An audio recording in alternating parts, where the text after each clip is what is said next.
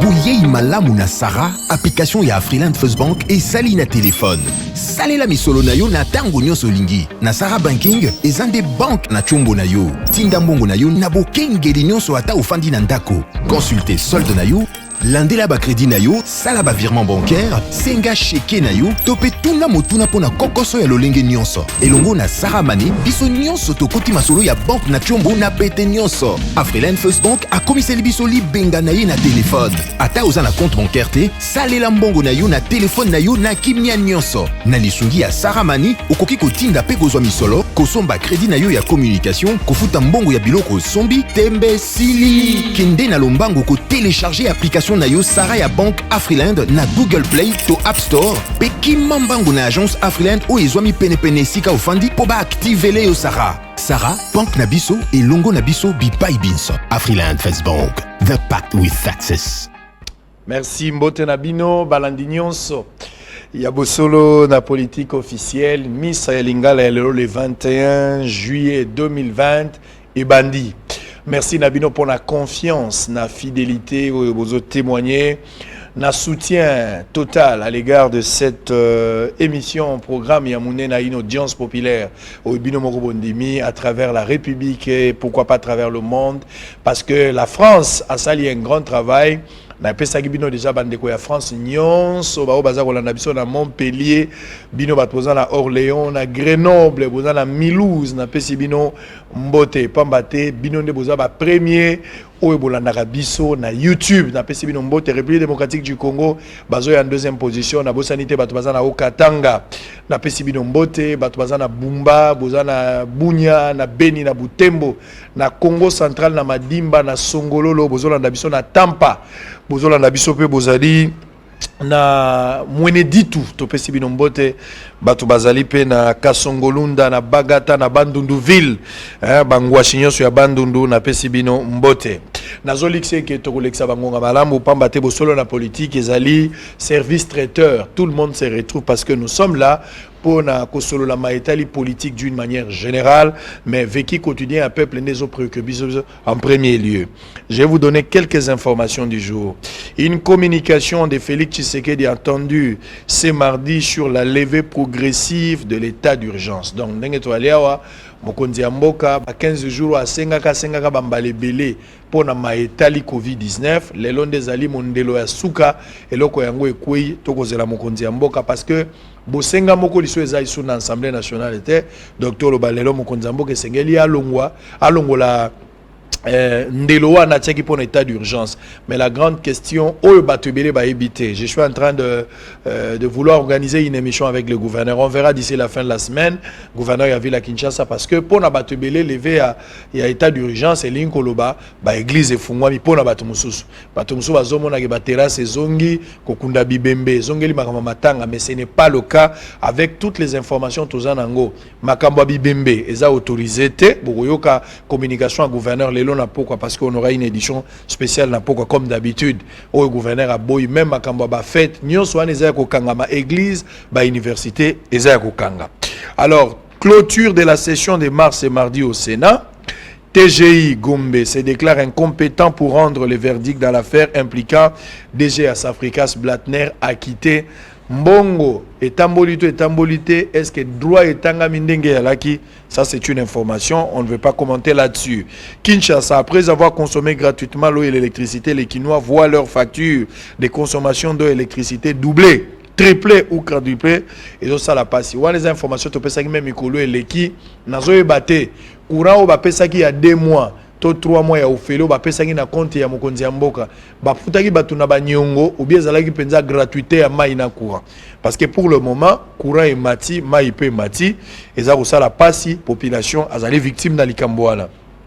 Les collectifs Conscience pour l'histoire du Congo demandent à la Belgique de restituer à la République démocratique du Congo les œuvres d'art pillées pendant la période coloniale et la dépouille du héros national Patrice Emery Lumumba.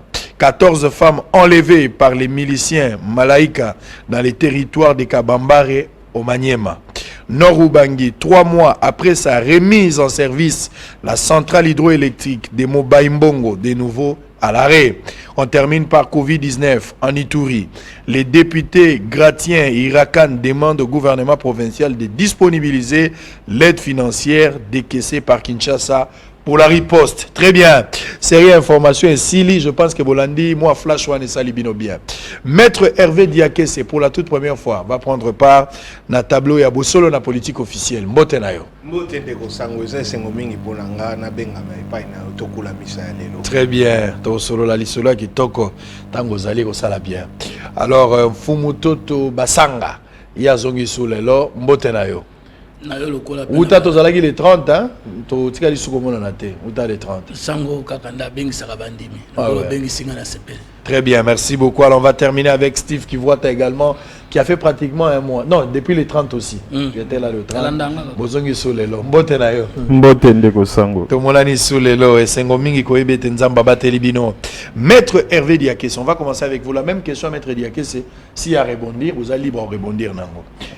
Celle-ci a organisé qui marche les 19. Vous avez parmi Barry Oyo, Batambolaki, na kati ya lisanga na ya celle-ci. Alors que Félix Tshisekedi esa boya ki ko signer mokanda o ezo pesa on sa malonda makasi ya kondima malokola président ya CNI. Lokola Félix esa boya ki raison ya marche wana ezalaki te. Bosala ki marche wana pona kotalisa bato pe ki boza makasi soki ezalaki test tokolo bango échec parce que popularité à IDPS na la muka bozala ki incapable ya kosala yango. Qu'est-ce qui a justifié l'objectif ya marche wana d'autant plus que le président avait déjà entre guillemets refusé même ya signer intérimaire wana ya Malonda Rosa. Merci Sango. Eza penza na motu ya mutuno tuni. Toza na test ya popularité. Celle-ci na mouvement citoyen toza ko bunda pona makambo etali ba valeur eza pona ko bunda te to ebadanya za populaire et puis vérité eza na posa ko za na batu ebele te po eza la vérité ça reste vérité ata eboza mokie ça reste vérité ata bokomi ebele plus to ko bande to mona vérité et yamboto loba to pesa ki longonia na mokonzi ya mboka na ndenge azwaki nani mokano wana yako anteri yako confirmer antérieurement et salamaki na ndenge ya mobulu te na ndeko Ronsard Malonda mais tango biso to lobaki to ko marché to pesaki o babengi na lopoto wa préalable to biloko moko ebongi na no salama po ete to kende penza na makambo etali maponami ya maloba pesanga mwa tango na loba mwa mbangu biloko ni ezako tungisa biso to bundai kaka te po Ronsard Malonda azala te to lobaki to lingi seni ya ndenge moko oyo kokende na sembo na alima senité au bosala ba membre bakena la bango réunion na autorité morale na bango auto seni moko batu moko bakoti na bango na réunion baza ko pesa ba stratégie électorale na parti moko donc tolobaki mubeko ezali ko konza seni loi organique na article 52 na ngolobi yabo seni il faut que ça rapport ya activité na bango tant basali rapport activité na bango rapport wana fo ezala audité na nani na cour de compte poto yeba makambo musolo basalaki ekenda wapi yokaka seni ya kala bazaki na mwa kokoso tina Amerika bazwa ba sanction pour na makambo itali makambo machine à voter tolobaki pe oyo wana mokonzi ya mboka lande biso moko te na kati ya bato batiaka bulu yeke na élection ya liboso bakoki so kozonga buto bosani te biso moko ba élection ndenge leka so toko benga mo élection po komo muso ezali te ti mukolo avant vote ba liste électorale ezalaki te population batambusi bango bisika nyonso oyebi te sika ko voter te ba résultat ba bimisa te procès verbaux ba pesate tangu même ba compilation na nosilité ba si ba annoncer ba résultat bo kenda kulu yeketina cour constitutionnelle invalidation revalidation to ko isuko bandela makambo bongo te donc to uti na chaos électoral to ko tia wona nde expérience bena ya batonde bolingi bo batia ya bongo mais iyambo to kende sango esika to zalia molimo ekitaka to ebi tangu atanzambe tangu nga sala mokili lobi iyambo chaos ezalaki tangu busiko kawe lakini nini asali mulimo na yele likolo akawa lobi liboso pole ezala tolingi pole to kana no rapport poto eba nini ezosala ke tangu nyonso après élection to zongela kaka boko luka audit boko luka réforme et puis réforme or réforme mobeko ezali kuna avant bo banda kutia ta mutu na kati ya jardin Eden bo bongisa na no jardin yango to yeba banyoka balongwe ba tigre balongwe oyo nyonso amabe elongwe sima nde to tie profile ale nde batu bakoti na kati ya jardin ndenge nini tangu nyonso tozokota kaka na mobulu et puis tozongi li sous contestation, crise à légitimité, dialogue li sous après tozon bandela depuis 2006. Est-ce que marche ya CLC za la kaka pona makambo etali élection, makambo musu eza ya vibo CLC atambola kapona ngote parce que ba marche nyonso yo ba benga bato na baba CLC accompagnaté. Mingi soki ka likambo ya CENI, soko ki likambo eza na droit de l'homme na kati na ibite relation ni bozaka na ngona ba biloko kwa ba lusha ba filimbi parce que mingi bozalaka na bango et puis mingi na mingi bino ezaka dossier élection. Botanga classe élection pour la faut bosaka marche élection. Bon, CLC pendant que courant ezalité, pendant que ma ezate ba besoin eza ebele. Très bien. CLC na ba mouvement citoyen, nous le mouvement citoyen na biso les Congolais de Bunalusia Filimbi baza ba groupe moko d'éducation civique. Ozomona na makambo ya état de droit na bonne gouvernance. Soko bo sanité ndeko sango. Première marche CLC asali na mbokoyo. Abengisaka bato. Oyo bino tu bolobaki a esimba kite. Ezalaka pona makambo 15 millions. Tango na tosolo baki keba kania ke lingo kota na mboka soki bokobite bofungoli misute tozokende na mobulu na makambo etali mosolo ya mboka parce kaka biso mais tosuki ya biso bayoka biso tango wana nde lelo tosana ba makambo procès 100 jours te CLC et ça là 3 jours ya sit-in devant palais de justice tolobi bokeba ndenge justice ezokende lelo na mobulu nyonso tozwaki tina cour constitutionnelle na ba justice ya kaniaka tokozala na état de droit te soki bayoka biso tango wana nde tozwi bulu yeke tozwi lelo na cour constitutionnelle donc tant bozolo ba botambola pona mai botambola pona courant yo nga kosalisa ba marche ya makambo tali courant Yasnel mais soki bozali na ba député nani ya ko contrôler akoki ko bengisa DG Yasnel eza député mais soki ba oyo botie wana bazana bango ko se sentir redevable te donc ba limite ke bakoki ko yoka bino population bango ba yoka autorité morale ba yoka ya bango ba intérêt donc bomoni ke donc soki tozana bato oyo ba limite ke biso nde totia bango wana tokozonga na ça dit bino boko compter la ba député parce que vous avez un mouvement de pression au cas où bango bazoka te vous devez toujours faire pression. Oui parce que peuple a Fumutoto bandeko batamboli mokolo ale 19 na balabala marche yango sila ki na échangeur la police a barricade ki route pona bandeko tir ya gaz lacrymogène à la guité et za la tir de sommation au moko sera au salamate. Il y a eu quelques arrestations mais bazalaki libéré après entretien d'ailleurs musala na bino to sala ki yango merci également à la police o ya zalaki quand même coopérative na likambo pona o libérer bato.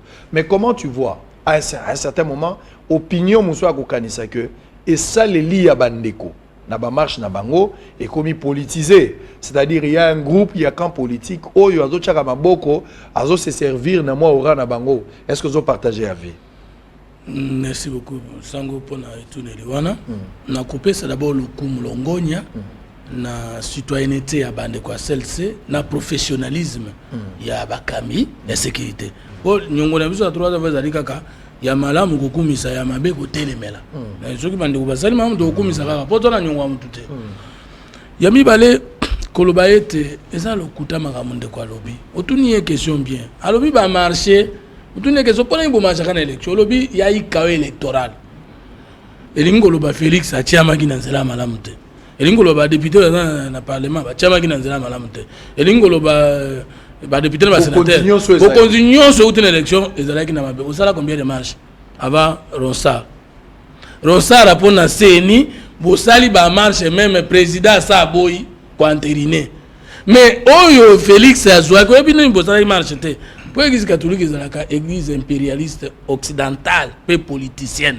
na yebisayo et ça la boy président nyonso ayeba boye po ba benda ye confiance pour na marché soka pesi ba vandinye mikolo wana soka pesi te basiliki tango mukarna mbongo akene kozwa jeep pe azoluko Joseph Kabila la kakaye ezali pour la population jeep wana population amataka bonheur wana za population depuis quand bino catholique bokoma kubundela la population soki mundela konza biso loto ba nyama abotola biso bongo c'est les protestants missionnaires catholiques bazwa ki mission enseignant noir à croire et noir à raisonner tango basango bazali kokosa biso kobozanisa biso boye na mayele na biso kokozanisa biso bokoko na biso tilelo na 60 ans ya pasi oyo le prélats catholique ni nana conférence nationale souveraine nana bisa kemo bo marcha contre ezali prélats catholique te ndeko tika kokosa peuple tango lobike makambo elekaki mabe oza kubenda lelo réforme ni ngoloba il y a d'abord les programmes du gouvernement et défini et outil dans la politique sociale articulation à programme du gouvernement de Koloba, to kosa la réforme dans la loi oyo pour te répondre à problème songolo pakala population. To kenena on a logique na yo. Tango kadna na mbongo, azan ko présider processus ya désignation à Malonda. Banda débit ti mukola longoli yo ko la te posa muluba, oza province moko na président. Sonika futa fungola ki makambo nyonso, abenga iko to abe chole na débat contradictoire. Abe akeite. Abenga ki ndeko monseigneur amoko soka ko sa débat pro contre akimi. Ti mukolo baye ko retenir, même tolo ba ki ya pas vote mukola sukana. Processus nyonso ana engagé na soutane na ye. Aye ba kite ke ba réforme fait de la préalable. Nyonso wana Joseph Kabila c'est là on va dire ya Chole mutako sa bango zaki mabunda parce que ngana solaki na Chole mabunda utilisaki ba moyen moko frauduleux juste pour na ko activer bango basala makambo na lombango alors que za na ba commission mususu basala. Siko datango bazokosa mawana. Saint-Esprit azalaki na bango to azalaki te. Po bango ata batata milimo bazana sultani te. Bazana mbonzambe te. Zamba azalaki te bazokosa bango. S'il vous plaît, classe ototangi na ngana Janine Mabunda. L'école congolaise est catholique et protestante. Bango ba professeur Janine Mabunda okosa bango. Bakosa miti katango kanda ya mbongo alekite mbalamuki. Deuxième élément de ko. Même si on le réforme de ko. Mais réforme n'ingolo ba yote mtu kusala. Steve tem mtu kusala. Et ko kende réforme à loi on dit la CNL l'émanation de l'Assemblée nationale. Siko kuna FCC mtoza majorité. Dango otinda ba réformer disposition à tel. Ceux qui ba député majorité FCC ba boy. Et les Gandénines, on continue la marche. Quand on a tout n'a qu'à question de maloba, on répond. Dans le lobby qui a eu le électoral, combien de fois vos marchands avant de se rassurer que Bozo Lucana va marcher et pas à Félix Tshisekedi? Vous marchez combien de fois? Vous marchez. Le problème de la continuité à plan de Genève. Il y a toujours que le président aille à Zamabe pour que Mabele Bozoaga gratuitement. Non, décret royal, pour continuer que Zouabou Bangi sa président. C'est-à-dire, ils ont moins d'intimidation. Mais ça la bongo. Selon eux, très bien. Non, s'il vous plaît. Non, s'il vous plaît, s'il vous plaît. L'église catholique Balobi, il y a 80% de la population dans le Congo, le coup en 1960. Mon colonie, nous avons l'église catholique qui est à marcher, ça va politicien, pas Tony Sibatona Balabal. Aïe barakaka bandimi ya parti politique bandimi o baza distrait mais tango il dépend de ça qui marche naï tango la muka c'est qui marche naï ye moko na balabala na ba mpate naï au moins des salif fiasco là nazala ki na marche wana na mona immobilisation malonga te boloba ke église boko mosa na balabala dans un état laïque. Très bien, merci beaucoup. Nego Steve qui voit ça. La même question, hein, aussi les sango comme ça, tous bilan et Ilunkamba, parce que Ilunkamba aussi déjà une année, Batomso Babi, c'est le plus médiocre de tous les ministres qu'on a connus depuis le début de la République. On va réfléchir autour de ça même pendant 3 minutes. Mais d'abord sur cette question, les Kambaba marche, la Mouka Boussala qui marche, les Alaki un succès total, j'ai vu un monde. Ngamor Nazalaki peut voir la TV, la radio, la image et Alaki. De la même manière, lui dépêche coup de chapeau, bien que tu décris qui, Baka et surtout dans l'intérieur, le quoi na Okatanga, il y a eu de problèmes sérieux là-bas. Ou même cas tuerie et comme ça après jusqu'à ce que tina lelo yo nanu enquête et silité to éviter banan babomaki. Mais d'une manière générale, est-ce que celle ça là qui sont a raison? Est-ce que ba parti politique basé sur une raison qu'on continue d'autant plus que Mokonzi Mboka et ça une position dans les Kambouana. Donc finalement l'objectif a été atteint, il faut plutôt remercier le chef de l'État. Ndeko sango tango na koyoka ndeko nanga fumutoto akoloba soki nazalaki congolais te na ngai naloba que église catholique nde moto ekamba ekolo mpe ezali kokamba parce que ndeko fumutoto on dirait azali opposant à l'église catholique parce que bandi kocharge yango depuis 1960 nyonso wana kaka parce que l'église catholique a dénoncé un processus frauduleux atangi ata bambeba o esalamaki te bafraude o esalamaki te omoni ndeko état d'esprit ebomaka Congo yango wana akoloba te ndenge nini babongoli jeune homme wana Malonda bakomisie kimbangiste alobi yango te moto azala catholique akota sei seni à l'époque il y a 2006 grâce à l'église catholique alobi te le fait que Malonda PVO yo soi-disant basalela vote comment et mon anakate mabunda bomba ngo na tiroir na ye alobi te même la présidence qu'on a pas luka PVO neza wapi oh basala yango de manière frauduleuse parce que bato basala PVO na baza bato baza na qualité te ya kusala PV bapesa yango mabunda pa moto azali na qualité te. Alobi te ba fraude nyonso esalamaki na Assemblée nationale. Oh bato opposition bako wolola wo kuna bako ba qui sont pour qui sont contre. PV wana bakaboli yango na ba député te selon règlement intérieur. Nyonso wana alobi te. Pona ye église catholique moto baza bazabolo. Nzokande depuis 2006 tango église catholique alobaka résultat eza malamu te. Tout le monde a que par après makambo tambola malamu te na 2006 Jean-Pierre Bemba. Andimi l'inacceptable ndenga lobaki souka toyebi. Na 2011 papa Etienne Tshisekedi aleli tiake kokufa kaka ko réclamer impérium. Na 2018 Martin Fayulu. Église catholique atikali na nzela ya vérité. Mais awa fumutoto yé akomeli biso opposant à église catholique, c'est ce qui est regrettable et loko esalaka que toza kotambola na démocrature yango wana, c'est-à-dire une dictature sous apparence il y a démocratie. Au-delà il y a refus à chef de l'État, au bout il y a entériné nani présidence ya Malonda oyo ezali signé président Boyango, donc il y avait toujours raison que celle-ci a continué au Salamage. Il y avait toujours raison parce que biso tozana problème na Malonda te, il fait partie ya ba problème. Mais aujourd'hui il faut que ba élection ezali loko elingi et kabola kabatote. Faut accepter la règle de jeu. Tolobi tozana démocratie. Démocratie, article 5 de la Constitution, lobby peuple motaza souverain. C'est-à-dire au la dirigeante sans cause que peuple a ponayo. C'est ça le fondamental. Il y a en même temps gondeko koloba que batoba ko tambola pona politique. Peuple ko tambola pona pouvoir na ye. C'est le sommet de sommet, le plus grand bien d'un peuple dans la démocratie, c'est son pouvoir. Sans qui pouvoir wana ba botolier a ko réclamer l'ipate auprès de gens oya ponate. Parce que donc la base il faudra d'abord à retrouver pouvoir. Retrouver souveraineté naie. Voilà. Aza la facilité ça la marche pour na lipe. Et alors quoi nzetete oko mona makase ko kauka.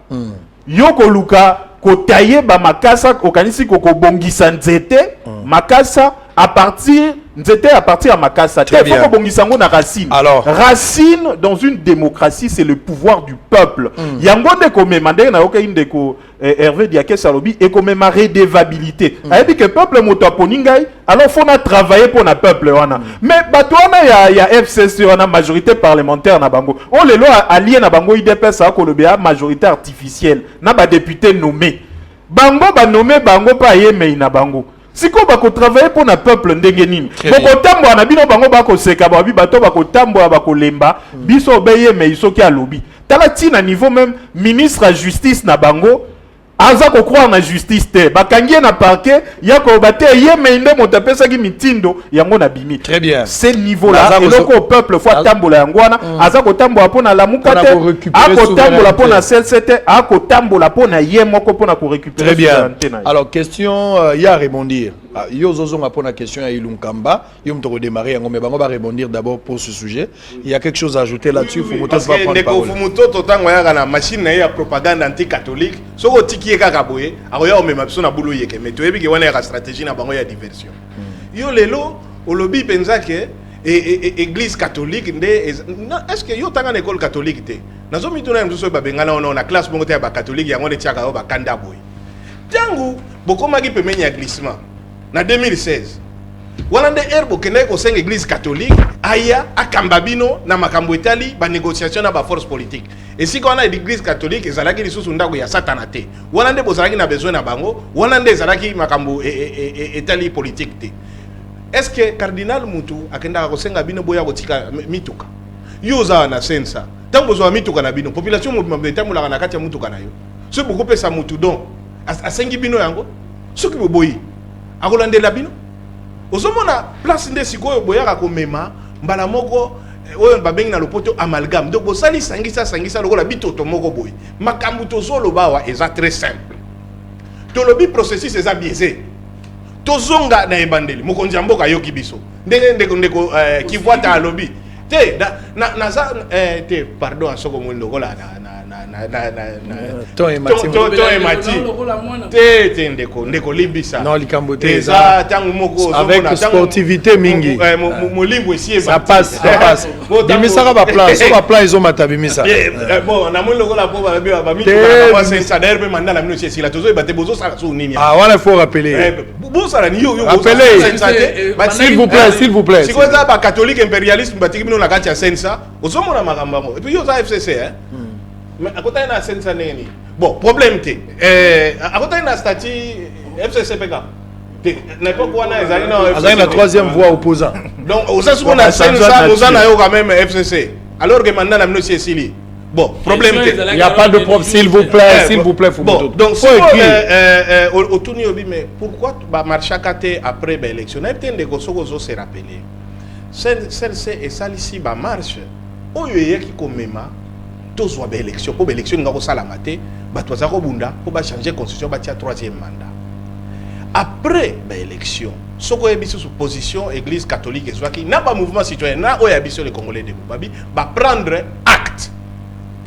Siko ezali mokonzi oyo azali wana amema makambu ndenge ya lima asala makambu ndenge population eza kosenga. Lelo bato bazokita na balabala. Est-ce que bato a parti ya mokonzi ya mboka baza na kati te? Oyo bazosenga makambo oyo. Wana soso eza impérialiste catholique mutu baza otinda bango. To bango moko bazomona ke makambo so ezoleka ndenge peuple ya lingité. Merci beaucoup, on va changer de chapitre très rapidement. Yozwa Maloba aussi. Prochainement, alors, s'il vous plaît. Bosani que pape de Rome a sengaki pardon à monde entier, na participation à l'église catholique, na traite négrière, na colonisation. Merci. A sengaki pona bulamu basalaki mokili, to pona mabe basalaki.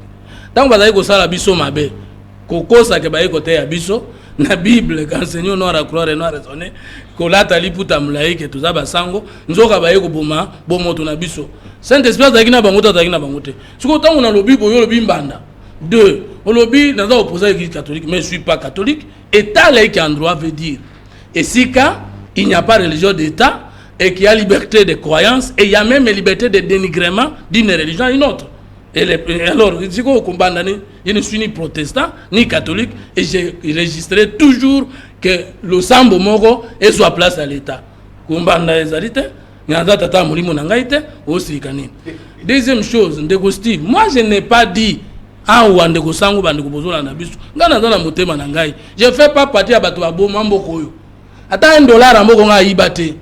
Ma bé Mokonga na sana Mokote. Nana saint na Mokoyo. Inoxydable. Nous devons prouver les contrats à santé. Par contre, Palou Nayo et le Sénégal na Kabila et même qui paye Mboka na Libulu. Je suis juste simple conseiller na Sensa. Mandat Sensa et le Bami na loi, vous êtes juriste, le Sensa est dissous de plein droit avec l'affaire du processus électoral. C'est-à-dire, Zimbisa. Zimbisa, ozomi kumsa musanto. Ndenge zela, senge azolo bamakambo sensa, c'est-à-dire ndenge bazo odep bazo bimisa rapport il y a 3 millions. Où ils ont la sensa wana ya détournement selon DEP. Yo lokolo zalaki na sensa, c'est-à-dire gestion ya sensa nizo kote la payo. Parce que ya géraki na palute. Na tie maboko na losambo ya sango. Ça lo lenga ko ya lia yemo. Contrôler que bakuti ki ata $1 et limwaki. On peut trouver le nom de tout le monde sauf le nom de Fumutoto. Ça dit on boit des balles na olenga ko itika. Non, na lobby soki. Parce que bon lobby tout accusé, attends la présomption innocence. Attends au départ lobby, il faut pas s'embisa moto. Obligé. Ouais, mais ce que ezali que salema dans la kokuta mate pe na kokuta makate tiri. Donc pour dire que na ça na tika lo zo mutu kate. Na tika pe ozo indemnité kilométrique te. Na tika pe ozo indemnité à santé te. Na zo ka mo salaire na ngai. Oh na bundela rapo na mboka. Yo moko mais na pas yebi loko moko te ya mutuka ya avantage ya musana sensa. Très bien, merci. Merci beaucoup. Non si ça ne connaît pas. Mais si ça le OK. Batomi balende. Boza batomi ça. Lorsque deux personnes ont 8 mots contre mutuka. Non mais il y a pas de problème. Ils sont libres à un certain moment ba ko alors moi je n'ai pas dit Steve que nous sommes salema qui na processus ya assemblée nationale za malam yo za temena lobaki ngote. Na lobby boye. Processus wana tango ebandaki et pas sango tata mukonza milimo na bino ezalaki biaisé comment tango komika kana place ya assemblée nationale ko entériner faut ezala kaka ya malo mbunda bongo ya tata mukonzi sango na Saint-Esprit ezali te tango ezali ko éliminer ba candidature mususu ayebaki te que préalable za ba réforme bongo yo ndeko Steve pona koluka bava okina makambo zanga tina. Donc on contredit moto, il faut rencontrer. Il faut pas venir avec les arriérés des débats auto salaka ou rataka temps. Est-ce que moi j'ai dit ce que vous avez dit? Très bien, merci beaucoup. Donc on a un débat. C'est quoi qu'on peut savoir ba nyongwa kala. Ozo accusé ba nostalgique. Ça dit ozo il y a pas de problème. Bon. Juste une petite pause, il faut qu'on évolue. Avant peut-être de souffler, je voulais qu'on parle un peu sur bilan. Une année jour pour jour, depuis le gouvernement est en place, Ilunkamba, Pépé, Pépé, parce que par rapport à âge, il y a Tate Azalwa Kokonangai. Alors, une année après, selon certaines opinions à bateau, c'est-à-dire quelques Quinois, na solo na bateau musuba na Bandundu, na solo na bateau bazana Kiri, bateau bazana Djougou, bateau bazana Lomela, bateau bazana Congo central, tant on a meki ko interroger bango sur cette question parce que to fongoli dossier moko pona ko évaluer bilan na e, pona bateau mususu c'est les plus c'est vraiment le médiocre selon bango de tous les ministres au gouvernement mboka na biso tikala kozwa, mais deuxième va placer ndé Kizenga parce qu'en fait Kizenga pona bango ba monique Ilunka baza très faible mais Kizenga était encore moins faible. Alors, comment oser juger bilan une année après? Est-ce que c'est quelqu'un de confiance, il faut compter sur lui, ou bien il a pas ce s'il faudra peut-être dans envisager que tu as compétent, pourquoi pas recourir aussi à Matata Mpogno, ou à Mouzit, ou à une autre personne? Bon, na kolingana on a apaisé ndeko Fumutoto, ngai na gérate pendant que Tozaki n'a pas loup, donc à Goïko Changai. Gestion à Palou na motote ou peut-être na ko défendre dans une certaine mesure lié à Zali à FCC, hein. Il faut assumer le bilan à FCC et on a qui s'y est malade que actuellement Zali na Sénésa et si quoi à côté comme opposant les lois à moto à pouvoir c'est déjà un bilan, hein, parce que tu vois que la mala motobi mais papa yoza isu na qualité ta goza kuna et peut-être ils avaient pembongo à cause de manière indue, hein. Ngana ma beaucoup pembe moto à kolobananga na détourné ta $10 na payé $500. Généralement bien on détourner mais ba conduire aux autres travailler ba onde ba détourner qui entre guillemets. Non, détournement est allié à infraction, hein. Okay. Ils sont qui moto za na condamnation ba condamna moto. Il y a quoi la kisinga que moto yo a détourné ta ba tangible. Il y a kana ba preuve, il y a pas de problème. Ndeko Ilunga Ilukamba Koko. Ilunga Ilukamba na habité ceux qui to ko ça bilan na yi. Parce que bato faut ba bilan izalaka bokota makambo malamu asalaki makambo mabe botali est-ce que ya mabe eleki pona bolo ba ke bilan za négatif ya malamu eleki pona bolo ba bilan za positif maintenant ko yeba te eloko nini asali on dirait ezali zéro, c'est-à-dire on dirait exista quitté parce que faut te poser problème quel est le programme oyo za ko kambelela mboka Congo na yeba kangote est-ce que za programme à 100 jours il y a des conférences tu sais que dit. Est-ce que Zali programme oyo et qui littéraire oyo ya Ilunga Ilukambo ezaka 100 chiffres? To ezali programme oyo ya campagne ya ndeko Félix Tshisekedi to oyo ya investiture parce que moi biloko ezaka belé okomona à chaque fois eloko asike zalaka. Okoyeba te liaison entre ba programme ba makanisi belé to yokaka. Parce que il faut quand même le dire, Ilunga Ilukamba programme nezaka 100 chiffres. Donc on est comment qu'on évaluer yango. Mais la seule chose où ayaka nango avec le chiffre ezali budget. Budget ya même la biso budget à 11 milliards de dollars. A Bongoli yango ekomi plan de trésorerie, il y a 5,5 milliards de dollars. Et il faut qu'on ait déjà que avant mars, tant au Covid et acquis, budget on a même à ta plan de trésorerie, il y a 5,5 milliards de dollars, bah on a réalisé en côté. Parce que ce qui ont tali bah dépenses incompressibles, bah dépenses au moins bah tango carré à la cate, c'est plus ou moins 450 millions de dollars par mois. Et déjà depuis janvier, bah on a mobilisé 450 millions, déficit est allé à 100 millions de dollars par mois avant Covid-19. Donc et puis bah dépenses on les a bah dépenses courantes, il y a pas dépenses à programme T. Donc pas dépenses il faut foutre à salaire à bateau. Et donc, la dépense à foutre à Nyongo, et à faire fonctionner l'institution. Donc, on a ce que vous avez exécuté même pas programme Nabino. On a évolué comme ça, ti à Koko Mana Mars. Aïe, boetan au Mogo, non, à comme ma collectif budgétaire, c'est-à-dire à modifier le budget Bongo Lango. Depuis qu'il y a un parlement, tu as ozongate. Vous voyez comment c'est qui m'a obligé et bimi, Toyokin de Félix Tshisekedi dans Grand Hôtel a présenté programme Moro faut financer à 2,6 milliards de dollars. Si le nom va présenter, on a parlementé. Donc, Que ce soit Ndeko Félix, que ce soit Ndeko Koko Ilunga Ilukamba, nazoyeba te to ko évaluer bango sur base de quoi. Donc ils sont dans le zéro. Bazo la ça une incompétence notoire. Normalement bato aboui na bango moko il fait ba démissionner. Balo baketo ko kamakambote parce que représente-toi sur le plan social. Peut-être Ndeko Sango yo moi mosole kotaka. Mais biso lelo ekoza moi mosono zwaka et perdre na nos valeurs francs congolais. Bailleur le quoi biloko mati na marché. A mati c'est lié au loyer en dollars. Motoko kote lo azate ok na l'état bako beto kara. Et de l'autre côté, moi mon solango zwaka ok ndeko somba biloko boy biloko mati. Et personne jusque là ne donne de solution. Lo baki makambo ya ba facture ya maya. Facture ya mai tango ba kitisaka na ya courant o ba bi bato ba futa te. Et ça l'état moto zwaka ngo en charge parce que SNEL régit des ya ba société commerciale. Bato ba ganisa tango ba bi na bango ko futa te et ça que même à l'état pas occupé le bango futa te. Non, l'état devait prendre en charge. Si on tango l'état ya futa kana été parce que SNEL faut e bana régit des zones on atra. L'état c'est le premier débiteur à ba entreprise zoana. Tango ba ko futa te, si ko bato wana ba ko répercuter mon solo wana pa na bino na ba prochaine facture. Ba bi loko ye l'état ko futa te. Biso tanga pour ça mon solo. Alors ba matseli bino ba facture pour récupérer ce que vous auriez dû payer. Oh ba senga bino bo futa te. Vous on appelle l'incompétence. C'est-à-dire bilan négatif. Donc nazo y a même pas évolué. Le bilan négatif c'est un luxe quoi. Bato wana ba inexistant. Très bien, merci beaucoup. Ndeko Fumoto et puis on termine là ndeko avant on se pose. Alors il y a bato belé batali au moni. Il faut même pas comparer actuellement, selon une certaine opinion, il faut pas comparer Ndeko Ilunkamba avec Nani Bandeko ba Chibala parce que Chibala na babadi banga bango bazaki na ba gouvernement moko ya popcorn ezaki ba 3 mois gouvernement zoke na mbango ezaki lokola ba kisi nganga lia lelo buka lelo esili. Mais s'il faut faire même peut-être une étude comparative toujours le la musique où on récupère par exemple Matata Mponyo sont des gens qui ont géré au-delà de erreur mais il y a eu quand même ba effort quelques points ba moi positifs ali. Ilunkamba quasi inexistant même en termes de vision on n'a rien senti même en termes il y a ba proposition sur terrain on le sent pas à part dernière apparition na uti ko sala mawa na monimi balé muso akende ko tala mama au lift ngazo tonga hôpital akende ko inaugurer hôpital et puis muso na moni na katanga zo tala banzela mais on ne sent pas ba descente à premier ministre comme c'est fait le cas avec les autres le lobby là na une année est-ce que les Congolais se posent à la fière bientôt il y aura remaniement possibilité il y a ko écarter Ilunkamba il faut le maintenir peut-être le poids de l'âge aussi.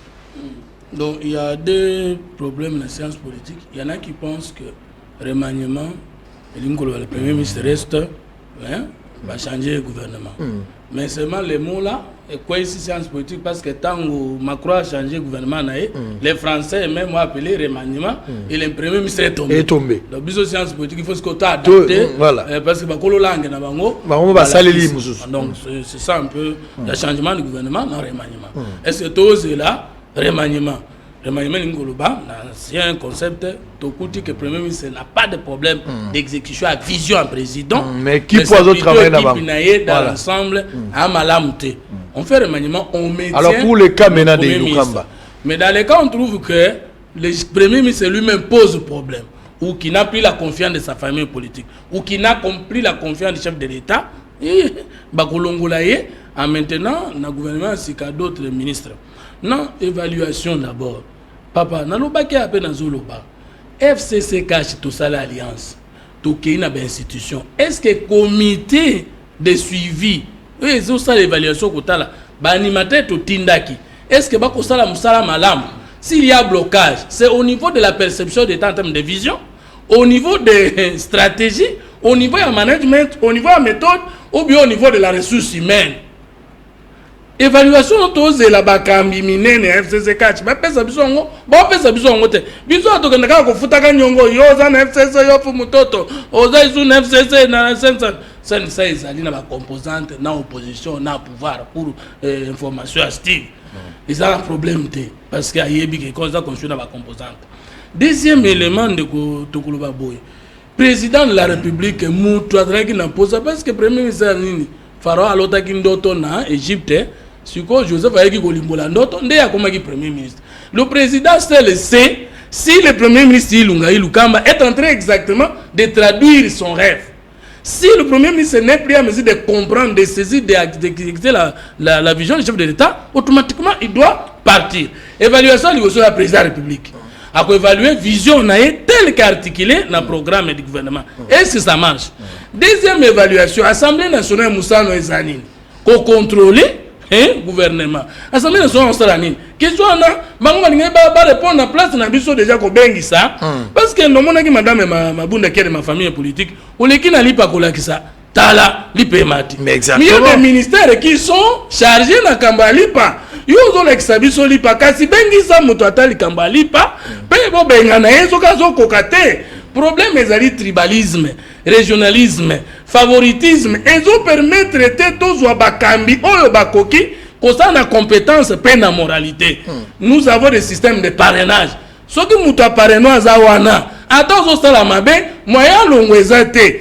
Parce que quand la présidence de l'Assemblée nationale a déploré l'IPECON du PMATI, déjà, dans beaucoup ont organisé, ministre Anaza Kwea qui avant. Non, président de l'Assemblée nationale, il y a un quoi ça il y a comme il na plateau. Alors, Mboka, toke pour la gloire. D. Na koki kolobata mkolomoko teke.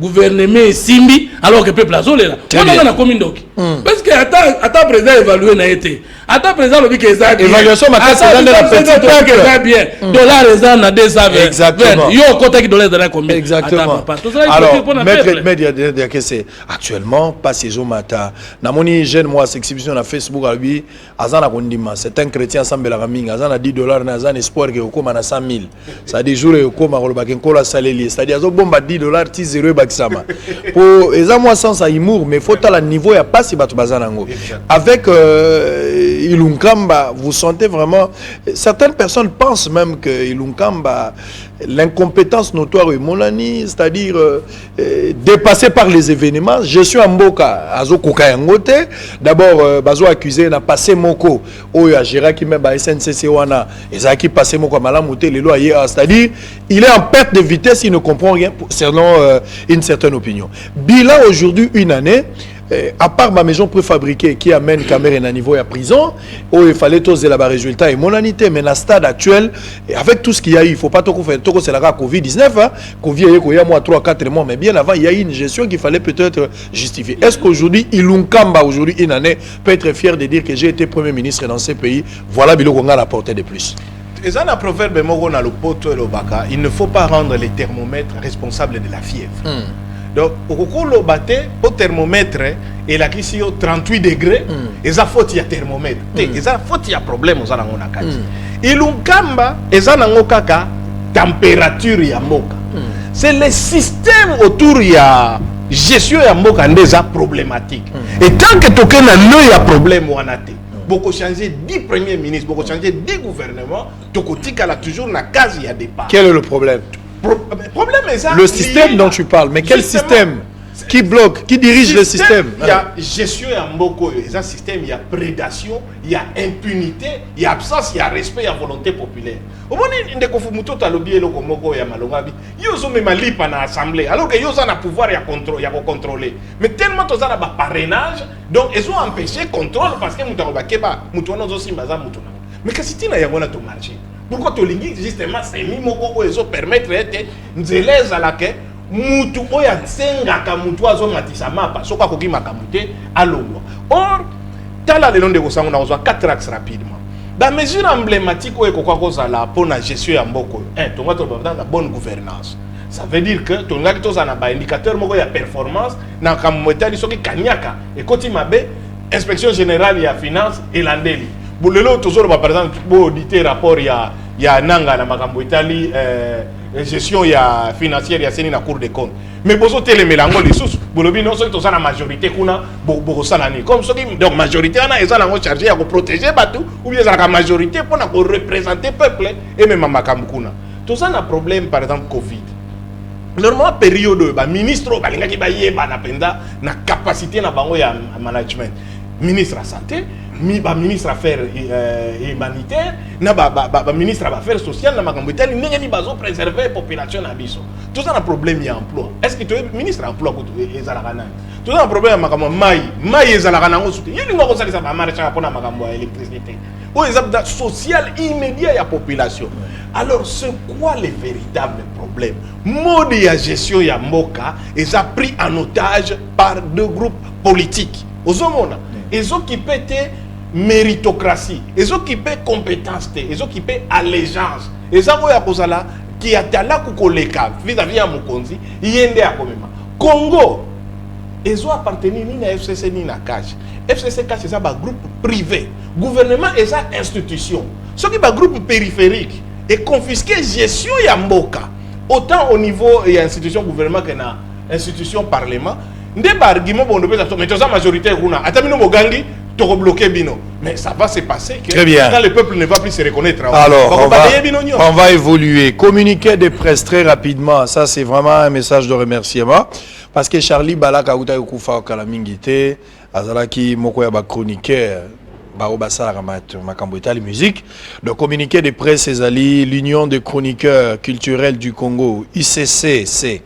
En sigle, et l'ensemble du comité organisateur des obsèques de Charlie Balaka remercie solennellement l'honorable Alita Chamala pour sa prise en charge totale et effective des obsèques de les regrettés membres dignement enterrés fait à Kinshasa le 17 juillet 2020.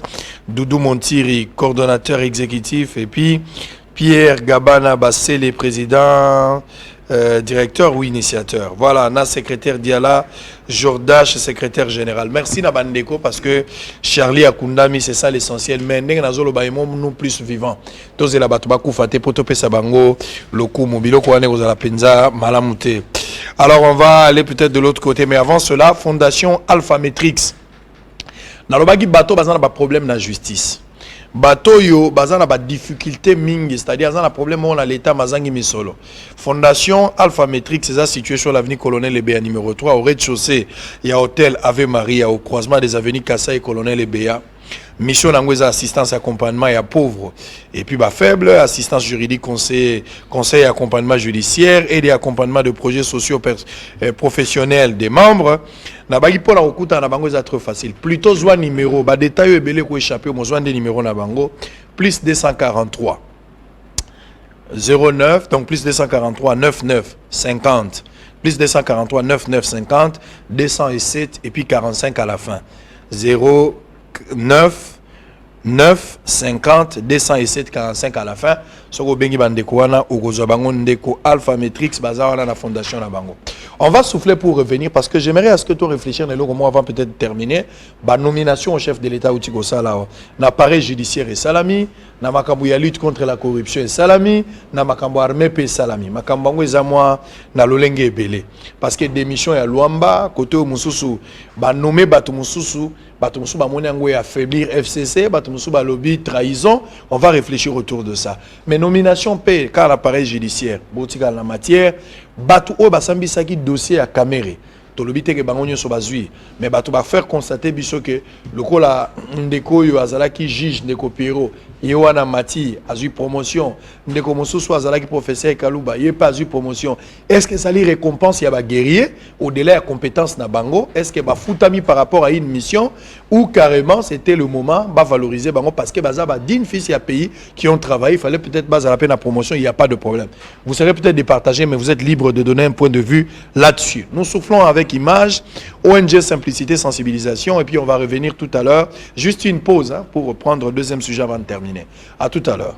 En cette période de la crise sanitaire de la maladie à coronavirus qui frappe l'humanité tout entière et la République démocratique du Congo en particulier, l'ONG Les Amis de Simplice Mwanza est descendue dans différents quartiers de la commune d'Engaliema, dont Kaluka, Boadi, Manenga, Kintsuka Pêcheur, Malueka, Siti Retro, Sangamamba, De la Rive, Lubwaku et Moyo pour sensibiliser et interpeller le veuve, les orphelins et les personnes de troisième âge de se prévenir pour éviter toute propagation de la Covid-19. À la tête d'une forte délégation, Simplice Mwanza Bilembo, un des notables de cette municipalité, n'est pas allé main vide.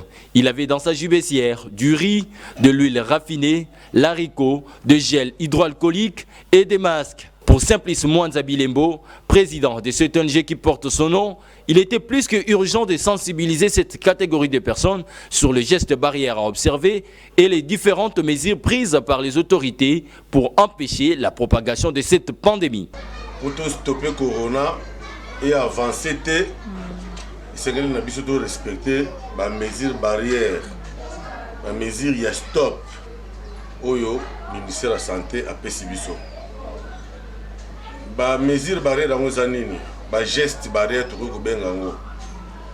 Ils allaient entre autres pour souffrir la maboko tango nyoso. Ils allaient pour éviter que pèse na mbote na maboko. Ils allaient pour consoler na papier mouchoir pour boaki. So ils appellent plus important que ça na masque na biso bien caché. Autant maman koloba moi so yuana ki makawana ekoyi kosoyo rien qu'à partir ya so yuana okomi contaminé. Alors le problème ko bandaka kawana na moi so yimuke lobi ko koma boye lobi komi boye soki pe okendaki mbango na l'hôpital ote okufi to lukate omona voisin na yo akufi aza contaminé batie en quarantaine. Parce que si on est kotala ye nde on dit réellement que maladie wana ezali. Alors pour tout le baka, mais il faut prévenir que guérir. Aussi longtemps que tous en na makasi boy, aussi longtemps que nanu tous a infecté, tous a contaminé la maladie wana, nous devons davantage nous protéger. Quelques bénéficiaires n'ont pas manqué d'exprimer leur gratitude pour cette sensibilisation à l'endroit de cette ONG. Eza ba musupe bazoni ki bala bango te maladie. Ndengo te ibiso papa to yoku. Kwata ngande na zalia on na te ndima yanga te coronavirus. Ndima na ta boya kango. Bayaka mko ko tuna biso pala biso ko mama, omoni maladie o nga bezati. Po bazana tuber, azana hôpital na bakuna sana. Batamaba bazali en hôpital de la rue. Bon ba ko coronavirus bazawa, ba mola kinga ko tundenge muso mama pono lo nga papa na zone ki na ngate maladie o. Mais ko yo tempi to mina mungo ke maladie o. Nandimi na ngai maladie wana. ezali makasi parce que tozi biloko mpona corona tokoki ya maladie eyela biso yango tozwi babiloko tosebi papa simplice nzambe apambola ye tokumisi nzambe mpo ye nde apesaki motema wana ya bolingo ya kosunga awa asungi biso bamama tozwi mwa eloko na maboko na ye nzambe akosana ye te mpe esika biso ye akotambola ngolu na nzambe etambola na ye yango nakumisi nzambe antuka nzambe abakisela ye mingi na eloko mpe apesi biso antuka ezala ya suka te ekontinue lisusu lobi mpo ezala bia mpo nde tozwi ekosunga biso na bana na biso. merci na mwana na biso mpo lokola mpe totikala lokola ndenge boye mabota esundola bato mpe basundola me lelo mwana oyo nzambe na likolo apesi likanisi mpo ya kolelo kovana na biso ata mwa 2 minutes tosolola.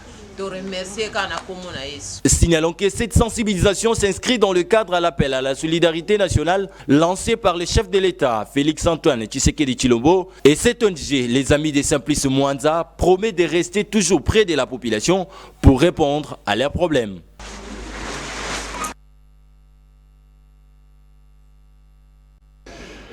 Merci beaucoup. Alors, on va continuer pour terminer. Boza ebele boche TV mo boza batebele. État d'urgence mokonzi mboka koloba lelo kino tokoma na suka mokonzi mboka koloba. Webi ke président so azoloba loba azotanga azotala papier te. Donc akoloba na lelo. Mais eloko naza koyebisa population. Classe ekozonga probablement lundi. Mais bato bakozonga na classe ezaka ka bana ya 6e primaire na bana ya 6e des humanités. Bango ne bakozonga po bazana ba examen esengeli bango basala. Bakotanga classe kaka pona 1 mois ya pamba. Bozoka mamna zoloba, ozoka pe na ndako. Classe ekozalaka pona 1 mois pour que bakende na ba test o bakende osala ya tenafek koto basala examen d'état. Donc kaka bana ya 6e nde bakozonga na bana selon information tozala ngo eza vérifiable jusqu'à présent contradiction ezalité pour na vérifier tina ministère. Alors ba masque bandi déjà kopesama parce que même bano bakozonga pour un examen d'état na ba mesure ba kotangisa bango sengeli bazana toujours na ba mesure barrière ba pesi mama Denise na fondation na ba pesi 100 000 masques ba kabeli yango na niveau ya ministère enseignement primaire et secondaire. Et puis de l'autre côté bandeko ya Banque mondiale ba ina 500 000 masques bango pe ba pesi mais gouvernement pe faut atia moi lo moko ebele to kwa ki ba chinois ba pesa ka ba masque avec ndawa pina ebite mais soki ezali ba meka ko appuyer pour que ça la nombre moko ya malamu ko pesa monsieur masque moko ya 2 mois te donc ako za na tala misato mine baza na facilité ya kosala yango nazo ndima parce que na mboka na biso moustiquaire ba kabola ata 3 jeep ndeza rapona ba député wana na ibi je pense que kosala mana lolenge wana et le Cambozate. Très bien. Alors voilà le Cambo place wana ezalité. Alors année prochaine classe ekozonga mais bana ba congé kozala penza mingité. Ba congé kozala mingité année prochaine na ndenge bozonga classe. Ce qui fait que tango bana nyonso batangi année obogomata. Ko kansate ko bo ça jeté bogomata. Classe bogomata déjà boko année prochaine. Mais na ndenge botanga année prochaine wana biloko elinga pe na ndoto na mona ki yango penza ko papier bo. Année prochaine nde bogotanga boko bande la place bosuki saki pour botangi déjà 80%. Donc 20% on a boko compléter on a programme l'année prochaine ndenge botanga. Université pe kozonga kaka 3e et kozonga pe kaka deuxième licence. Wana na moni yango pe na butu ndenge ndoto yaka. Boye ba ke na lotaki ya solo tango boko ka makambo wana. Alors avant de terminer, botala elokoyo, je suis en train de vous informer d'abord. Boyebi ke to komi na site web déjà opérationnel depuis lobby. Merci la batu belo bokoti. Plus de 4000 personnes bazalaki déjà lobby en ligne pour na rotala boyangwala. Eza eloko ya sikapo na bino donc vous devez être informé en temps réel. Komi luka luka lisusu te bosolo.cd. Donc soko yoke information ata na 4h, ata na 3h, toza wana pona ko informer bino en temps réel. Donc kotaka na kati beta www.bosolo.cd au koti na kati ba information ezali, il y a une grande équipe Joël Nzampungu azawana, un travail Yabunene Oeza Salama pour vous informer en temps réel sur la situation politique et puis nyonso etali mboka na biso autour ya bosolo na politique. Voici maintenant l'adresse bosolo.cd. Alors ndenge na lobaki na lansaki lobby avis de recherche pour un jeune azali mal intentionné azala no elenge moke mais mutabo soka yena mwana no ndako lobby kaza fiancé azande moyibi parce que mwana oyo aza elenge akoti na page Facebook biso bosolo na politique tozaka na page Facebook moko officiel oyebani mais lengo na maele ya mabe atanga na izipa azalaka na coordination avec étudiants mais c'est asilisi tozui pe adresse na ye toyebi pe place avant na to déposer pe déjà plainte baza ko sala nyonso parce que maître Raphaël Kibuka azota la nini ya ko sala pour que to koma na niveau batia mwana maboko mwana ya komina koyiba mbongo na compte bosolo to lansaki ya wa campagne pesa $1 na sango pour que to meka ko bongisa musala na biso batu ndambo baza ko pesa ba contribution na bango mais mwana wana azui affiche numéro eza la ya 82 eza numéro na biso te ya biso eza 81 355 26 32 mais abakisi numéro na emi solo ya Vodacom nyonso eza ko kote pa na moyibi elenge bwa kokisina na ta 30 te mais mwana zoyiba na modelo esalinga ipasi tata ya mwana ona mama ya mwana oyo ero mwana na bino ayibi mbongo asali boy conseil ezalaki te mais lelo yo bokomi kopesa ba conseil te mwana zo senga ba pardon alingi bokutana makamba kokutana ezate mwana tokokutana ye aza na prison biso toza libanda tozo solola wala ne tokokana parce que ezali moyibi tokokondima yango te mais ce qui est plus grave mwana komiti na niveau kozwa compte Twitter a pirater ya bosolo abandi ko pesa ba information alukuta na kombo ya bosolo obike na weekend abimisi li solo ya ba char o mokonza mboka azu 50 char et outil Israël azu ba makambo ba pesi ya biso to yebi yango te eloko ya boyeboya ko condamner biso responsabilité na ba information sensible biso to yebite tozo décliner responsabilité wana nyonso donc elenge wana kombo na Jonathan Maïka soko yebi e photo na yango wana benga ta kota zola la ta na salon place azo kata penku wana esengeli asimbama na ndenge l'état ko sa musala na ye. Alors on va terminer avec ma nomination. On commence très rapidement, il ne faut pas perdre le temps. On va commencer avec qui veut prendre la main. Yobandi. Alors, Ndeko, nomination, si vous avez une question. Donc, ils en cascade. Lecture par rapport à la nomination. Batembele, Monique, et violer la Constitution. Batomso habité Mokonzambo, Kassala, on a l'engo et longo bani parce qu'il y a une compétence, il y a Rosala Yango. Et ça, le pouvoir, il y a Mokonzambo, il y a qu'on nommé, à nommer, mise en place, il n'y a pas à reprocher. Lecture par rapport à Nango, 4 minutes et puis on va terminer. Très bien, comme ça, exactement. Très bien, merci beaucoup. Bon, la nomination salami est belé pour un choix, au rôle de l'armée, au rôle ramasser nyonso, au rôle à côté à makambo corruption, au rôle à makambo nomination l'appareil judiciaire, yondo talaminyo c'est la nomination. Non, le vrai problème na kanisi était zali politique. Oyebi mboke kamba makaloko ampuku nani aouté premier ministre na président de la République topé ba quand bazaï ko gérer. Et c'est un minimum de confiance. et même la dictature, oui, tout régime a pour ça stabilité pour na amema développement. Tout régime, même la dictature. La dictature on a boka sinde ba imposer la stabilité. Mais la démocratie c'est avec la liberté. Mais oyo coalition FCC chaque ça là, c'est une instabilité dans un régime. Et au lieu de solo que problème est dû au fait que bango nyonso baebaka que babima na peuple te bakoloba yango te.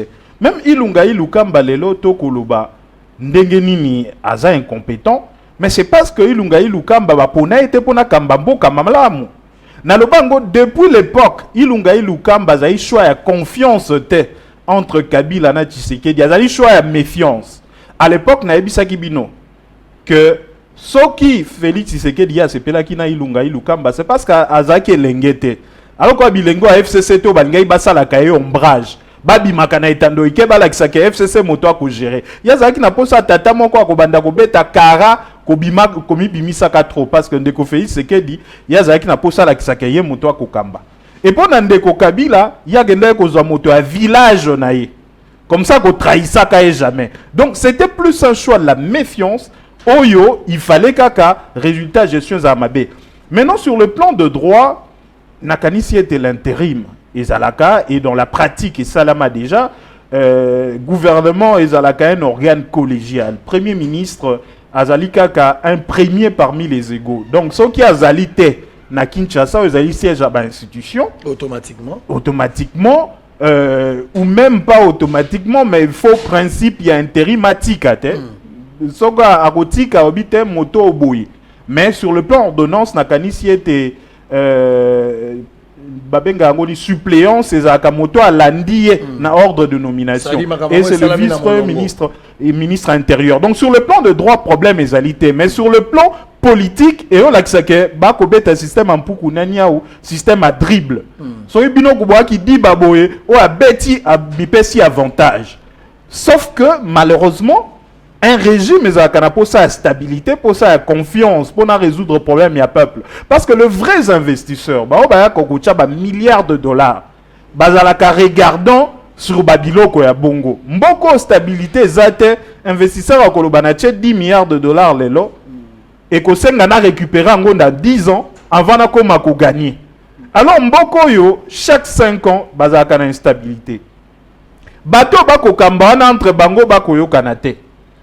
Au lieu que ko taper na système ba réforme ndenge to lo ba po atokota dans un autre processus o ekobimisa ba vrai dirigeant mais misusu ndeti FCC akoluka dribler lisusu pona ko créer une autre instabilité demain parce que pour eux malheureusement ba FCC soko solina bango na nkuku bango baka politique ezaika ka conquête ya pouvoir pe ko préserver yango bango politique ezalite ko travailler pour na bien-être ya peuple.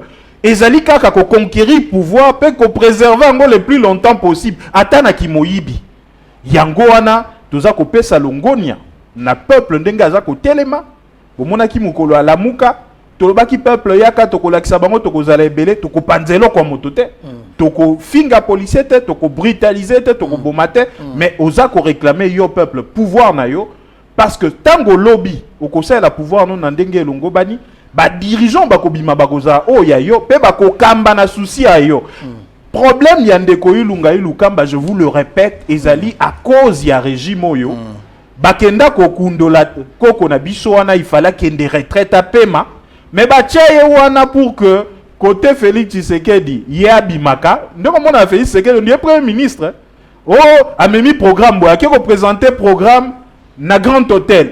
Nzone Moussa na eteza Moussa premier ministre na Assemblée nationale. Koton de ko Kabila pa habité o koko na ngai à village na ngai akobanda ko batela ngai akotrahir ngai te. Donc malheureusement le fruit nango peuple azai ko souffrir. Très bien. Oui ndeko Hervé ya question. Pour nga la moni nomination na uta ko lo baliboso. FCC cash eza ba groupe privé. Eza même pas na ndiki samoko yako kota na makambo etali ba prérogative institutionnelle et constitutionnelle ya chef de l'État. Par exemple, magistrature. Le président de la République a nommé sur proposition au Conseil supérieur de la magistrature. Magistrature est apolitique, est administration. Les compagnies FCC caché cause à la carte. Donc beaucoup à la quota moi magistrat FCC quota moi magistrat à cash. Mais est anomalie, est violation en constitution. le président de la République n'a pas prérogative à nommer des magistrats. Tant lobby, est-ce que ça promotion va faire caméra? Non, la vraie question de droit est de savoir, est-ce que par rapport au statut des magistrats, les magistrats n'ont pas atteindre nombre et ancienneté voulu pour base de promotion. Si la réponse est oui, les restes. Normalement, il faut combien d'années? Bon, si d'emblée, surtout en droit, réponse de manière évasive. Mais simplement, par rapport à la carrière de magistrat, les dernières promotions datent. Donc, il est normal que par rapport à la proposition au Conseil supérieur de la magistrature, base de promotion. Dieu donné Kalou Baza magistrat, c'était un avocat. La Cour constitutionnelle, et puis Aza spécialiste juriste. Il se trouve qu'il est avocat de la République. Mais est-ce qu'il remplit les conditions ou pas? Aza docteur en droit. C'est un constitutionnaliste. Donc il remplit les critères. Très bien. Et puis là, on a une président dans Makamouetali Armée dans la lutte contre la corruption. Armée, c'est la même chose. Le président de la République est le commandant suprême des forces armées. Et en plus, Armée Gonzala FCC cacheté. Donc il nomme conformément à ses prérogatives constitutionnelles. Donc, et ça, nous devons comprendre que ça ne peut même pas faire l'objet d'un débat. Ça ne peut pas dans un état normal. Beaucoup y a été non, côté FCC dans l'armée, c'est de la haute trahison. D'ailleurs, ce qui m'ont dit caca, parce que l'armée est apolitique. Et toute tentative de vouloir dévier la mission de l'armée est constitutif d'acte de haute trahison. Donc, groupe politique, côté FCC a constitué, côté Cash a constitué. Donc, et on a déjà ça, tentative même, il y a instabilité. Et puis, ils sont punissables sur la loi. Donc, agence à lutte contre la corruption, mais ça, et ça, à niveau cabinet chef de l'État, ça relève de ses prérogatives à nommer, à désigner. Donc, c'est encore sans objet. Le chef est dans le bon. Merci, Ndeko Fumutoto. Question na yebité na lobby pesa bato batangi classe 1. Mais pour l'instant bato na biso question politique Steve Adalaka expert. Au débattique la nga pour science pour pesa science s'il vous plaît. Na pesa ka témoignage na peuple. Parce que ngama bi o wana yebité ezalaka bongo za na malamu. Donc Steve, soko za koloba na ba congolais que les mâles congolais signifie FCC. Ça signifie que bato nyonso ba dans FCC baza mabe. Affirme-t-il devant le peuple congolais que Batoyon se dans la Mouka, na celle-ci, Bazam Malam?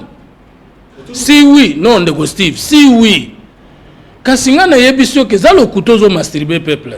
Pour nani, 60 ans automoni passe à peuple, 80% bato dans l'opposition, ce sont les mauvais gestionnaires, moboutistes et kabiristes d'hier. Et que bon, dans la biso FCC KHLLO, 95%, ce sont des grands opposants, des grands faiseurs de leçons d'hier. Coucoulé, peuple à ça qu'on se retrouve.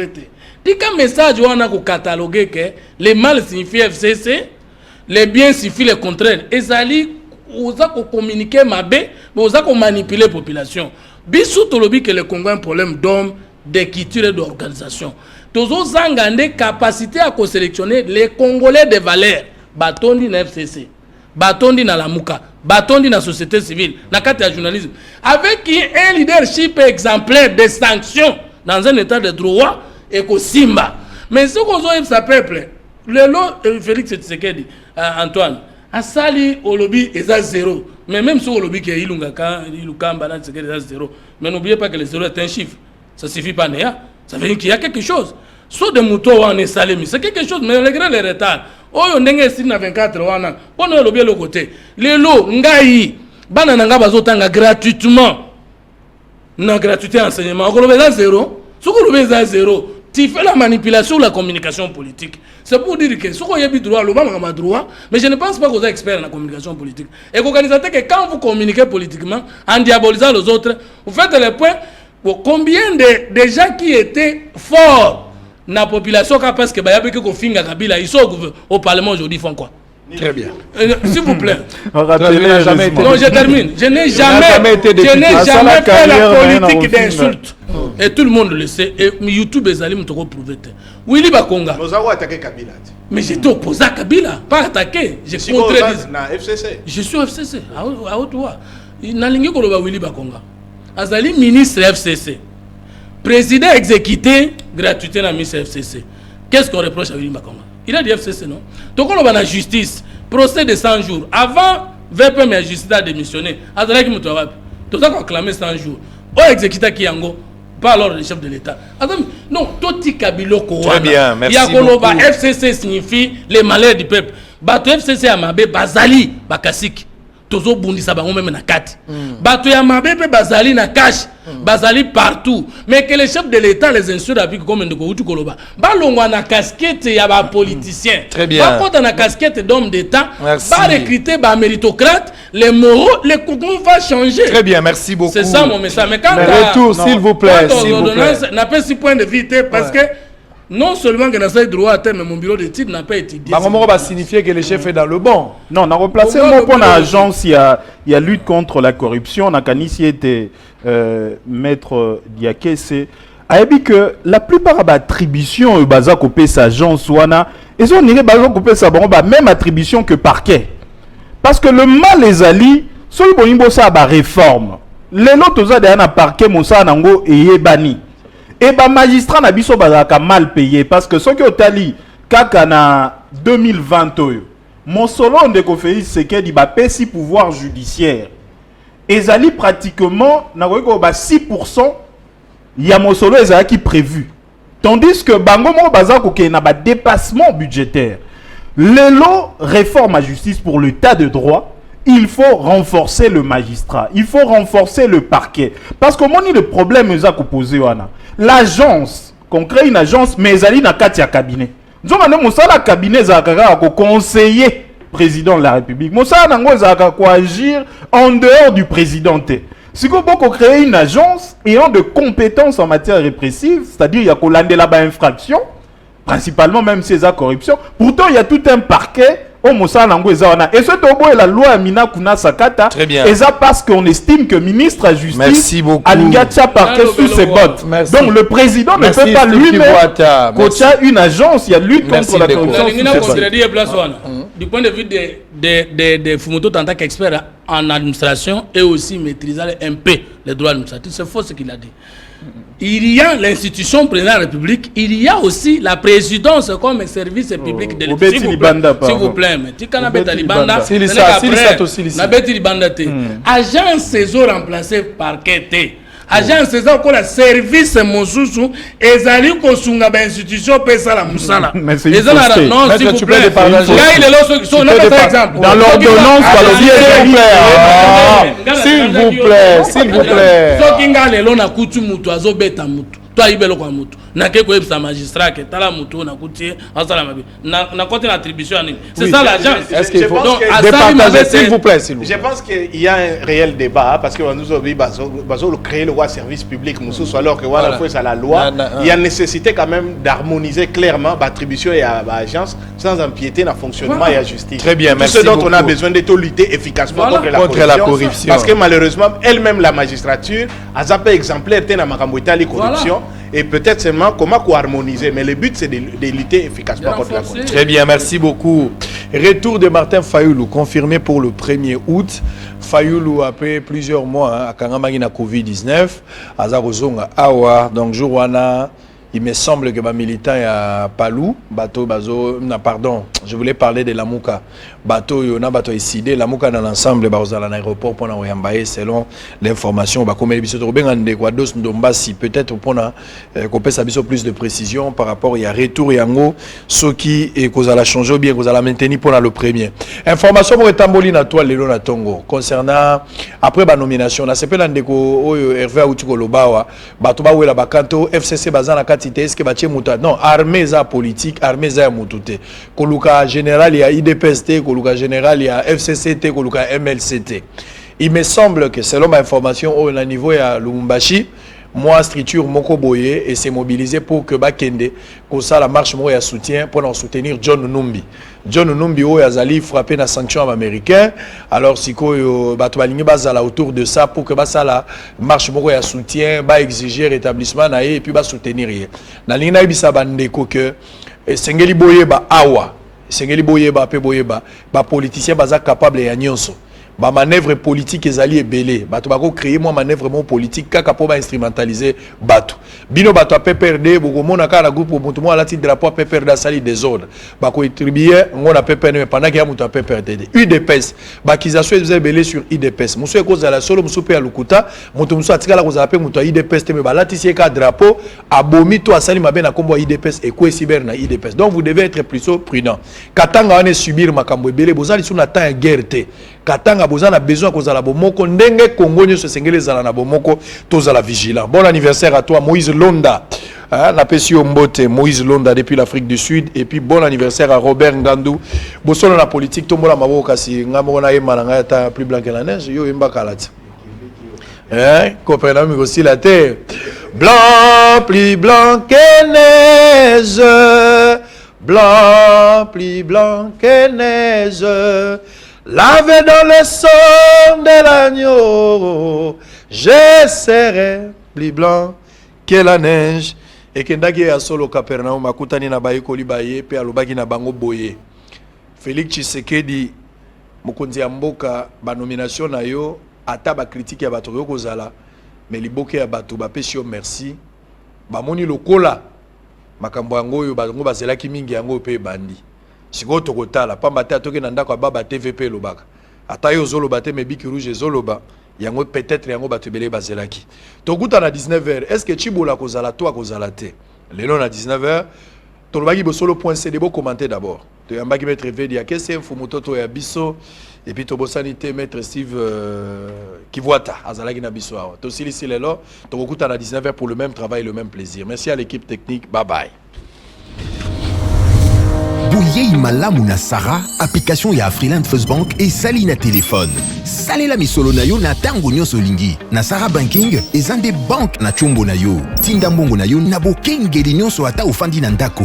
Consultez solde na yo, landela ba crédit na yo, sala ba virement bancaire, senga cheke na yo, tope tuna motuna pona kokoso ya lolenge nyonso. Elongo na Sarah Money, biso nyonso tokoti masolo ya bank na chombo na pete nyonso. Afriland First Bank a komiseli biso li benga na ye na téléphone. Ata oza na compte bancaire te, salela mbongo na yo na téléphone na yo na kimia nyonso. Na lisungi ya Sarah Money, okoki kotinda pe kozwa misolo, kosomba crédit na yo ya communication, kofuta mbongo ya biloko sombi, tembe sili. Kende na lombango ko télécharger application na yo Sarah ya Bank Afriland na Google Play to App Store pe kimambango na agence Afriland o ezwami pene sika ofandi po ba activer yo Sarah. Sarah, Bank na biso et longo na biso bipai binso. Afriland First Bank, the pact with success. Peuple congolais, la prise de conscience. Telema bunda pona mboka na yo. Telema peuple congolais, ngonga yango yo longwa na pongi. Osana mboke tonda na kitae, kasi yo na kata pauvreté. Kala bato basa kokufae, Mungu na Kongo afanga kimya te. Zamba kotili kambo Kongo yo, tosimbi moka na maboko Pour un Congo uni fort et prospère, peuple telema bunda pona mboka na yo Ebu Congolais toko eba butu na moi, kasi peuple aza kovanda na se. Telema peuple congolais, talakita eza kokende libanda. Soki obundi te nani akobunda, soki osali te nani akosala. Peuple congolais, miso na yo na Yesu.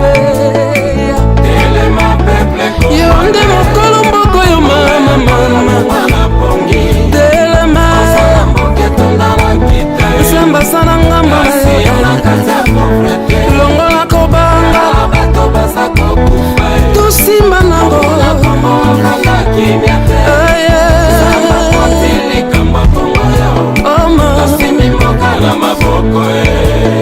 Le Congo reste uni et indivisible. Divisé, partagé, balingi bakabola Congo na bitenyo Eko simba tero, balkanisation bazoluka Awana Congo eko simba te, bazo sala ba laptop na matera Congo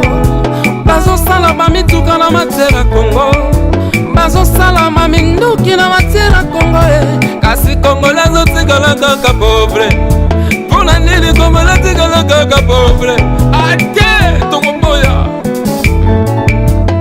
décision ya suki esimbami na peuple ata bato ya libanda bakoti na peuple bokonzi ya Congo esimbami na peuple ndaza maloba ya suka o soki peuple alobi non ekotikala se non soki alobi oui ekotikala oui na Congo.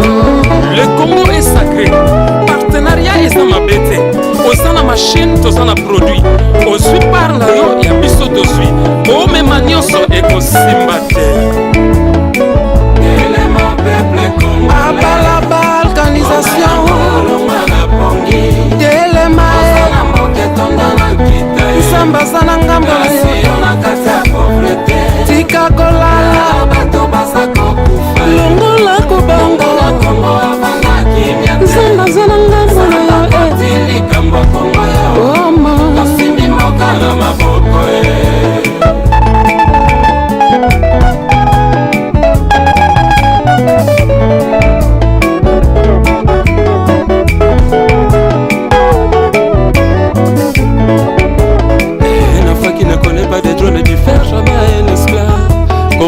mboka kosakana nango te debu Congolais tokoyemba butu na moi kasi peuple aza ya kovanda na se mboka bato bazoyemba hymne national kasi ezokokana te na makambo peuple azovivre Congo ya bakoko papa afandi na kata ndako atala bwe porte fungwami bato mabe bakoti baviole mwana na ye ya 8 ans mwana na ya 11 ans mwana ya 14 ans.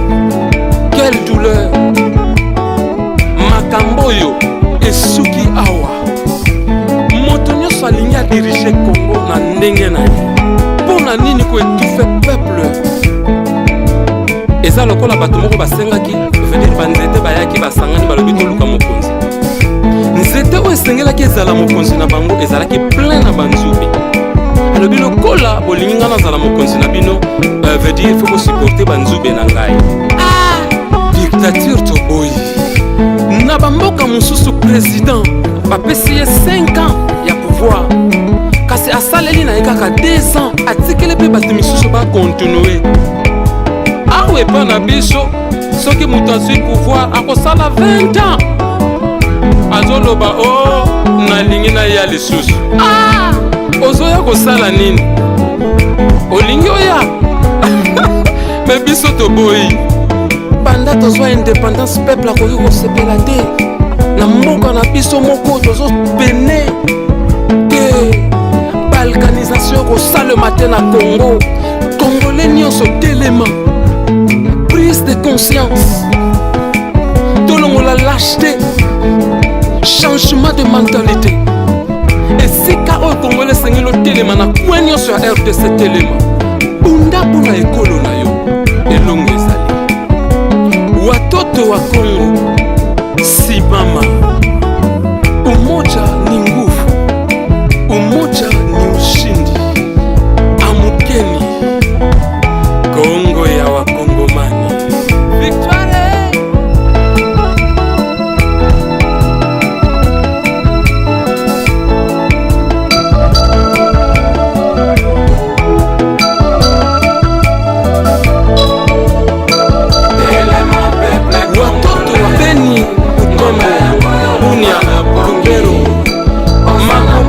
le plateau de justice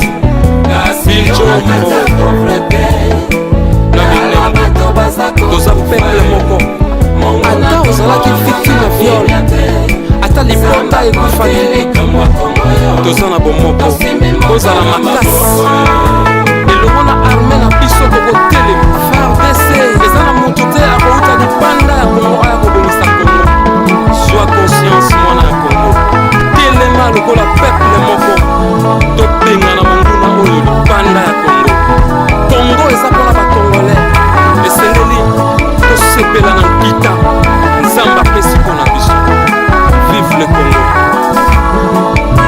Rossi Mukendio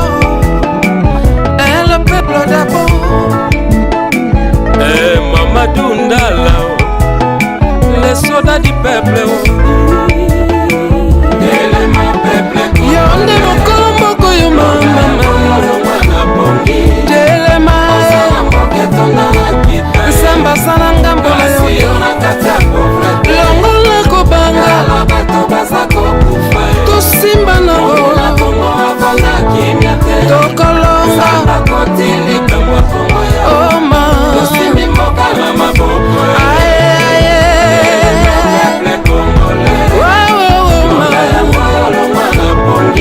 Sois conscience. Tika kobanga. Elongo tokolonga. Tokolonga.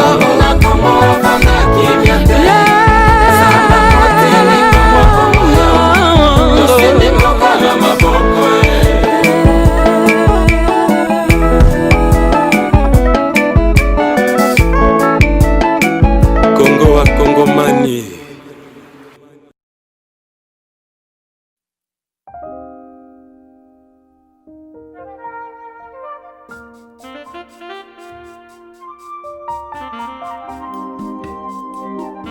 Hallelujah. Yaka Nzambe. Tobeleli onkolo. Po ete ozali esengo oyo ezalaka te katikati na mitema ya baye batalelaka yo nkolo. Yango wana Nzambe tobeleli yo Yesu. Okita na mboka na biso. Yaka nkolo. Kita nkolo. Okonza katikati na mitema na biso Nzambe. Tozali na posa kimia na yo kati soki oto Yesu nani mosusu nkolo. Soki ote Yesu nani mosusu. Tobeleli yo tata. Kita nkolo. Kita nkolo. Kita nkolo. Salela biso nkolo na yo. Pesa biso kimia na yo Nzambe. Merci Seigneur. Yaka Nzambe. Yaka Nzambe. Yaka Nzambe. Kita Nzambe. Kita Nzambe. Kita Nzambe. Sala Nzambe. Sala Nzambe. Sala Nzambe. Tobeleli. Tobeleli yo. Tobeleli. Viens Esprit de Dieu, viens Emmanuel, règne au milieu de nous. Nous avons besoin de toi, nous ne voulons que toi Seigneur. De nous-mêmes on ne peut rien faire, il n'y a que toi qui peux nous sauver et ramener nos cœurs à toi. C'est pourquoi nous chantons Yaka Nzambe. Yaka Nzambe. Yaka Nzambe. Nzambe. Yaka Nzambe. Kita Nzambe oh. Kita Nzambe. Yozali Kita Nzambe ngai. Kita Nzambe. Sala Nzambe. Sala Nzambe. Nzambe na ngai. Sala Nzambe. Nzambe na ngai. Sala Nzambe. Tobe tobe leli. Tobeleli. Tobeleli. Tobeleli. Lwa kuma wajawai. Sabi mlema bantu. Nebitu biabu yeso.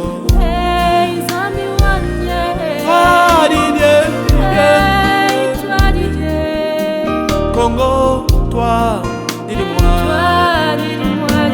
Toi, c'est la Kokuzanyani. Congo, toi. Toi, Jini, Tianza, Cheba. Yosali, Nzambe, Oyokaka. Yaka Nzambe. Yaka Nzambe. Yaka Nzambe. Yaka Nzambe. Mufalme kuya. Kuya baba. Kuya baba. Kuya baba. Kwiza Nzambe. Kwiza Nzambe. Kwiza Nzambe.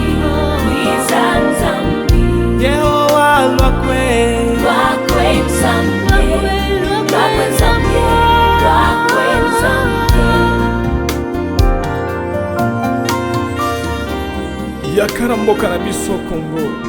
Po ete kimia na yo ezala katikati na biso.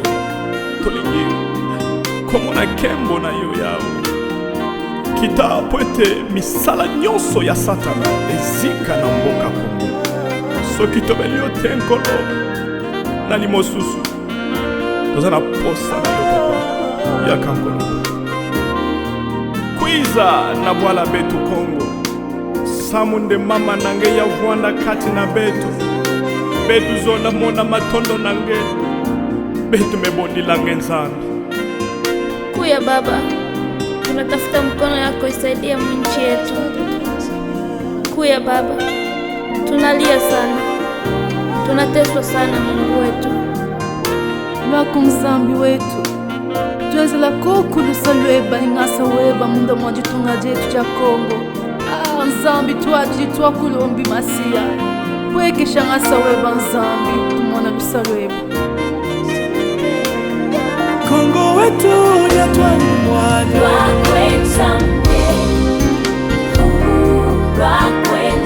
Kicha sato leli mingi zambi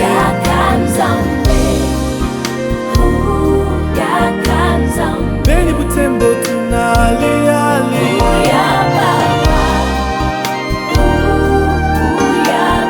Walikale tunalia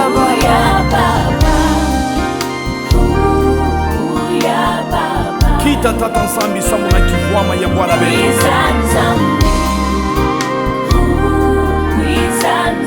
Bujimaikara na twadi